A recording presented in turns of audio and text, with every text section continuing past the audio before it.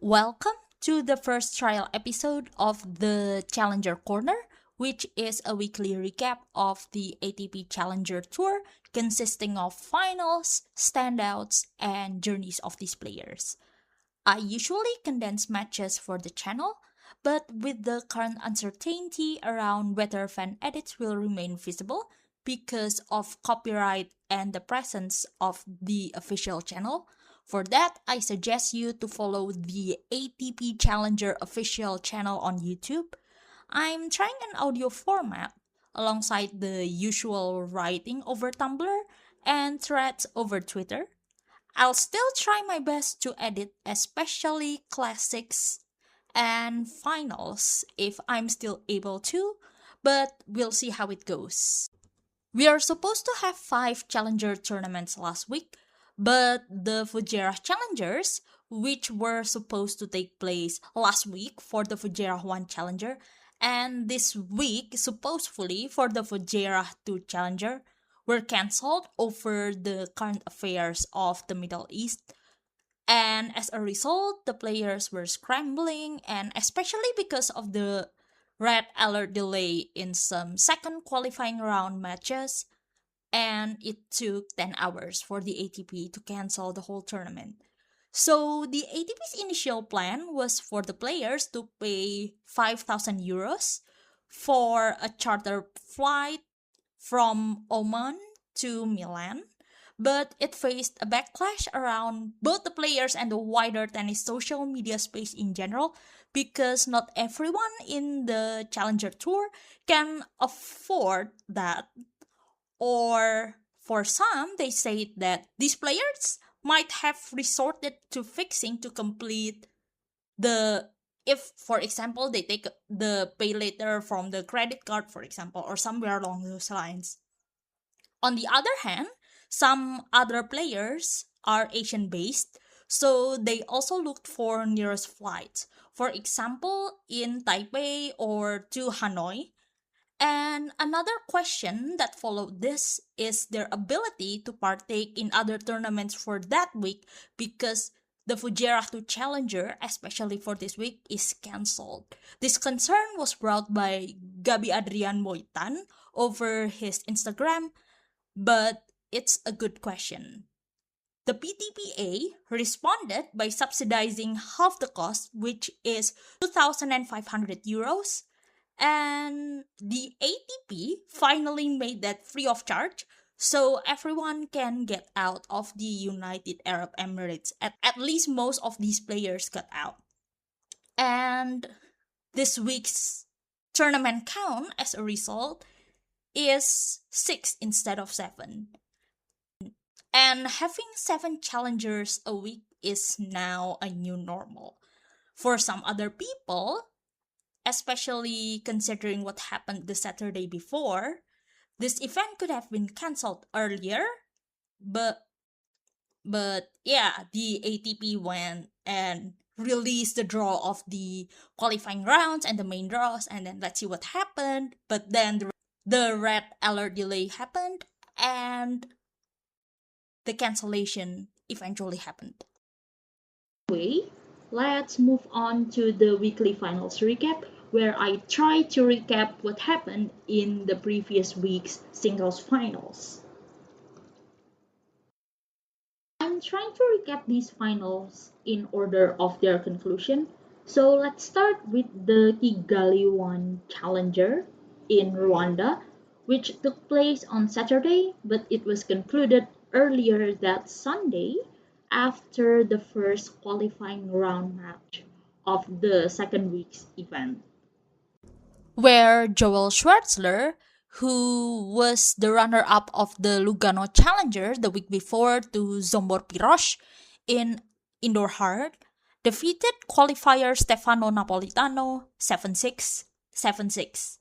So Joel saved several breakpoints from the baseline in the first set as well, where he came back from a breakdown, but suddenly the heavy rain interrupted the second set overnight, where Joel had 2 game points at that time, but Even though it was foiled over some unforced errors upon resumption, Joel still held to 2-2 by the end of that game.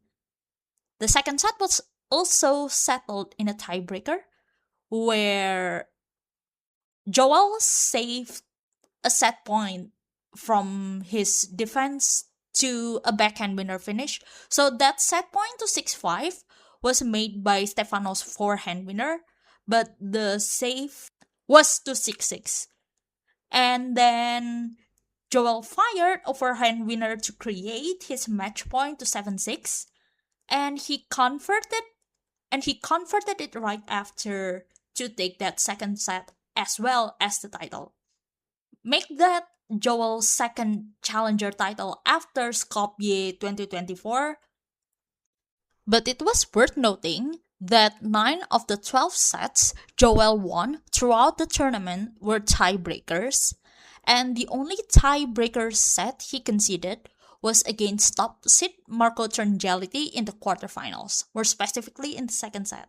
And it was also worth noting that Joel saved 10 match points in the second round, where he knocked out 7th seed Zdenek Kolar 4-6, 7-6, 7-6. I think I condensed that match. You might check them out. To make it even funnier, Joel takes on Stefano again to start their Kigali to Challenger campaign. Exactly in the first round, you hear that right. And they will play this Tuesday in the third time slot in the center court. So let's see if Stefano can take revenge or Joel wins again, or it would be another regular Rwanda tussle. At the same time, with the Kigali 1 Challenger Finals resumption, the Chersonissos 1 Challenger Final began, where 5th seed Toby Samuel defeated his fellow Brit Harry Wendelken 6-3, 6-0. So Toby's forehands helped him to come back from 1-3 down in the first set, but Harry went out of balance in the second set, despite having 2 breakback points in the fourth game, but they were foiled, the latest one through Toby's final smash. And Toby basically hadn't looked back since, because Harry missed his forehand for Toby's triple break, and Toby eventually served that second set bagel. So it was his third career challenger title in the span of 4 or 5 months after ending last season with 2 challenger titles in Soma Bay and Manamatu Challenger, and professionally Toby made top 200 debut as a result. The third challenger final concluded that week was the Thionville Challenger, where 4th seed Sebastian Ofner defeated 6th seed Nikolai Budkov-Kier 6-7, 6-3, 7-6. So the first set went in a partial serve fest, and Ofner initially had the chance to serve for the first set earlier in the 10th game. He was like 5-4, 30-15 up on serve before being broken back to 5-5 over several unforced errors, including how the +1 error differentiated that first set. But he found his forehand winner for the first break point and a 4th shot backhand winner for his second break point before breaking to 5-3 in the second set. So Ofner took that second set 6-3, but he also had break chances in the 7th game, but he didn't break at the end. But the question as well here is if Ofner can get over the line, because remember when he thought he went over the line but he didn't? In the second qualifying round of the Australian Open, there we go. So Ofner initially had a match point over his hold, but Nikolai saved that because Ofner couldn't find his line on his forehand. But Nikolai held after that for his match point. Ofner's volleys, however, saved Nikolai's match point to 7-7 in that third set tiebreak, And due to Nikolai's unforced error at the end, Ofner eventually won the title. In fact, it was Ofner's second consecutive challenger title, his sixth in his career, and professionally he returned to the top 100 around 85-86, but the ranking, as we know, will release after the conclusion of the Indian Wells. And that's a year after he dropped out of the top 100 after being sidelined due to his injuries from chronic heel pain, bone marrow edema, and then wrist issues combined until the end of last year. Just hope that he stays healthy and the form supports so he can remain there in the top 100 for even longer. And last but not the least, the Brasilia Challenger, which began at the same time with the Thionville Challenger finals, had 5th seed Henrik Rocha defeated top seed Adolfo Daniel Vallejo 6-4, 6-4. Credits to Henrik's deep but accurate shots, where Danny couldn't even move forward at times. Notice that Henrik already started with a forehand winner right at the early parts of the second game in the first set. But likely the scoreboard pressure was at Danny's half in the 10th game of the second set. That was the game he got broken for the match due to some unforced errors and double fault midway, most noticeably that double fault that cost the deuce in that game. It was Henrik's third career challenger title after winning the Murcia Challenger in 2024 and Matsuyama Challenger last year. And even better, he also won the doubles title in this tournament with Jaime Faria, defeating Marcelo Zorman and Mariano Castelboim 6-3, 6-2 the night before. So, after recapping what happened in the previous week's Challenger finals, I also give shout outs to some classic matches. Right, before I get any further, here we say classics for those matches that are often long in duration, topsy-turvy or roller coasterish in flow, but it was all worth the drama and the effort. These are mostly the nominations for the weekly poll I hold over Twitter, and the poll was a carryover to the Challenger Match of the Week poll initially held by the late Damien Kust, who passed away this January at the age of 26. May his memory be a blessing. Alright, so I mostly listed 4 classics because Twitter, I will call them Twitter always, only allows 4 options for the poll, but I usually shortlist them in a manual list. I usually photograph them. And some of those also deserved my honorable mention. So this week is actually an exception because Kigali One Challenger delivered a lot of drama, a lot of action. And as a result, Kigali One had 2 options in this ball. So the first one was the first round match between Calvin Emery and Jay Clark, especially because of the 32-point final set tiebreak, and the second round match between eventual champion Joel Schwaerzler and Zdenek Kolar, where Joel notably saved 10 match points and also came from a breakdown in the third set. That one won the ball on Twitter. The next match in my nomination was the Thionville quarterfinal between Hugo Gaston and Moise Kouame. It was a rather topsy-turvy final set as well, where Gaston finally got to the finish line after breaking in the penultimate game. And the first round of the Brasilia Challenger completed the nominations between Jaime Faria and Gianluca Cadanaso. It was a common Jaime tussle either way, but that match also still got votes.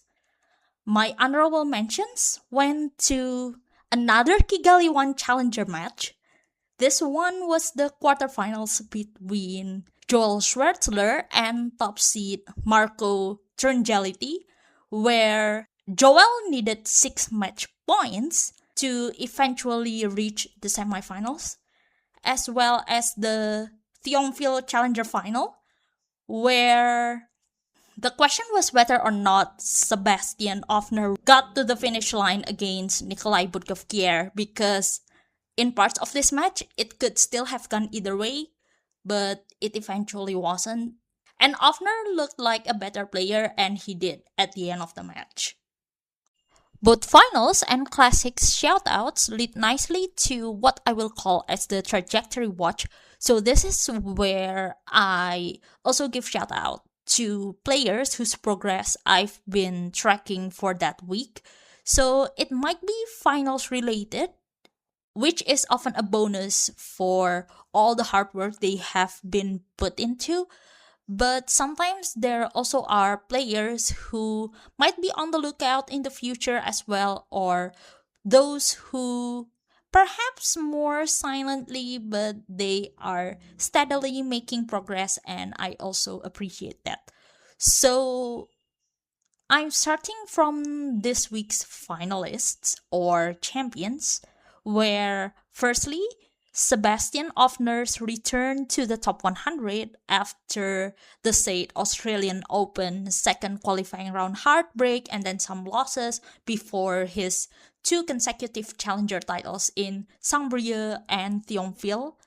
And at the same time, I also will give a shout out for 5 other players who also won 2 year-to-date challenger titles, which are Clément Schidech in Nottingham Indoors and Glasgow, Chris Rodesh, who won both OIRAS Challengers, the indoor iteration, Adolfo Daniel Vallejo, who won Itajaí and Concepcion Challengers, Lloyd Harris, who won Soma Bay and Tenerife 2, and Luca van Asche, who won Quimper and Lille Challengers. Secondly, be on the lookout for Dani's top 100 debut, which is provisional for this week but might be made official in this week's Santiago, or even better, in his home in Asunción Challenger the week after. If he confirmed that, he will become the third Paraguayan man to reach the top 100 after Victor Pecci, who reached a career high ranking of 9 in 1990, and Ramon Delgado, who reached a career high ranking of 52 in 1999. The third trajectory watch for this week for me is also Stefano Napolitano's possible steady comeback, because he almost reached the top 100 in 2024, but he got injured and made a steady comeback, starting from winning his home event in Biella Challenger last year as a wildcard before runner-up in Kigali 1 Challenger just last week. After that, we will also give shout-outs to some notable ITF winners for this week. For your information, everyone has to start somewhere, and before stepping into the ATP Challenger Tour, some players usually try the entry-level tournaments, which are the part of the ITF World Tennis Tour. And for the men's, they are mostly the M15s and M25s. For this week, I will give some shout-outs to last week's M25 winners for singles, which are 1. Justin Boulay, who graduated from the Ohio State University, who won in Faro, Portugal. Diego de Dura Palomero, who won his second ITF title in Yerba Buena, Argentina. Su Xiu, or you can call him Timmy, who won in Launceston, Australia. Notably, Timmy qualified for the Australian Open and US Open 2023, where he defeated Thanasi Kokinakis in 4 sets to win his first Grand Slam main draw match at that time in the US Open. but he was out of Grand Slam qualifying range and had to rebuild from this level. And last but not least, shout out to Dominic Stricker, who won the ITF M25 tournament in Trimbah. In fact, it was Domi's first ever ITF title, as well as his first title of any kind since 2023, and that came after he won 6 challenger titles before being sidelined over injuries and all the other stuff. Not to mention that Domi also partook twice in the next gen finals, both in 2023 and 2024. But we hope that this is also a stepping stone for him to come back on track. But it's part of the journey nonetheless. So we hope he comes back healthy and hungry for more. Another thing is I would also like to give shout outs to the double sector in the Challenger Tour. It's highly encouraged to follow or even watch them because it's fun to see how these pairs or players progress together. There could also be scratch pairs of singles players around, or who knows, we can also meet the next top doubles player or the next thing coming out of the new pairings, somewhere along those lines. In this case, I will start from the previous week's finals, especially those that became classics. Like in Kigali 1, for example, where Jake Clark and Max Hawks won after a match tiebreak, as well as Jacopo Berrettini. Yes, you heard that right, Jacopo Berrettini. And Kimmer Kopejans, who took the title in her Sony Sosa 1 after defeating Finn Buss and Anthony Janov in also a match tiebreak. And this doubles final in Thionville also ended in 2 tiebreak sets, but it was one between Filip Piechonka and Ivan Liutarevich, where they defeated Joshua Paris and Lucas Sanchez. Both pairs, or all 4 players, however, can be those to watch in the future. Before I get any further, I also would like to shout out the first round doubles match in the Kigali 1 Challenger involving Guy Orly Iradukunda and Courtney John Locke. Yes, Courtney also just came back from injury, who lost to Philip Christian Gianu and Sandro Kopp 7-6, 6-7, 14-16.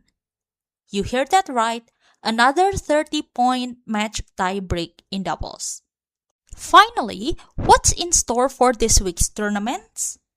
Firstly, we got 2 Challenger 175 tournaments in Cap Cana and Phoenix. Note that for Phoenix, Joao Fonseca and Alexander Bublik are not defending their finals.